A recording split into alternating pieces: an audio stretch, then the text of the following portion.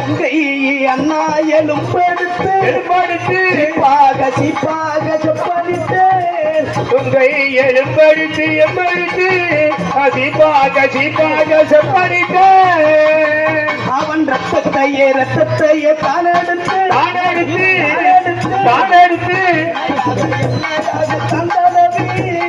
திலகமாக செப்பனிட்டு உறைந்த ரத்தத்தை எடுத்து என் நெத்திக்கு திலகமாக செப்பனிட்டேன் அண்ணா. ஆமா, அது மட்டுமா அண்ணா அவன் முங்கை அண்ணா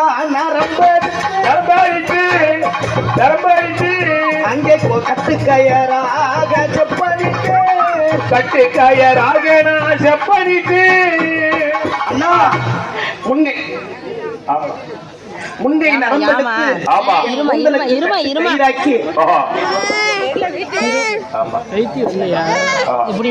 அண்ணா என் கூந்தலுக்கு கயிறாக்கி இதோ இந்த பாரிஜாத மலர், இந்த மலர் பீமனானவன் இந்த பாரிஜாத மலரை எனக்கு வந்து சூடினார்.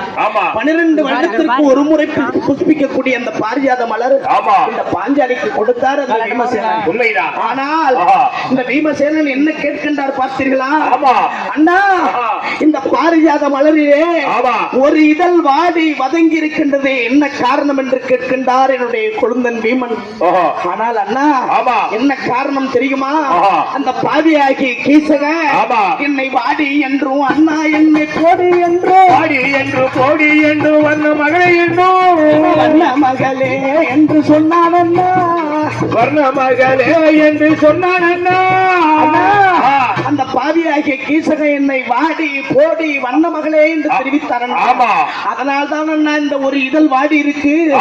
எப்பொழுது அந்த வீமன் என்னை பார்த்து நெருப்பிலே பெண் பிறந்து அக்கினியிலே பெண் பிறந்து அழியாத பத்தினியை பார்த்து அந்த வீம உன் கற்பு நிலை தவறிவிட்டாயா, இந்த பாரிஜாத மலரிலே ஒரு இதழ் வாடி இருக்கின்றதே என்ன காரணம் என்று கேட்டார் அல்லவா?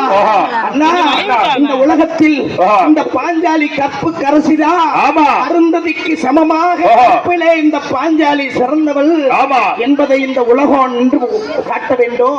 உலைவாயை மூடிவிடலாம், உருவாயை மூட முடியாது. ஆகையினாலே நான் என்ன செய்கின்றேன், என்ன செய்ய போகிறேன் தெரியுமா?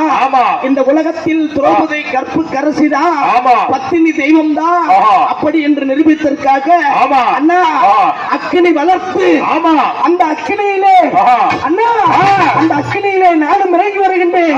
என்னை நாடி வரும் பக்தர்களையும் பார்க்கின்றேன்.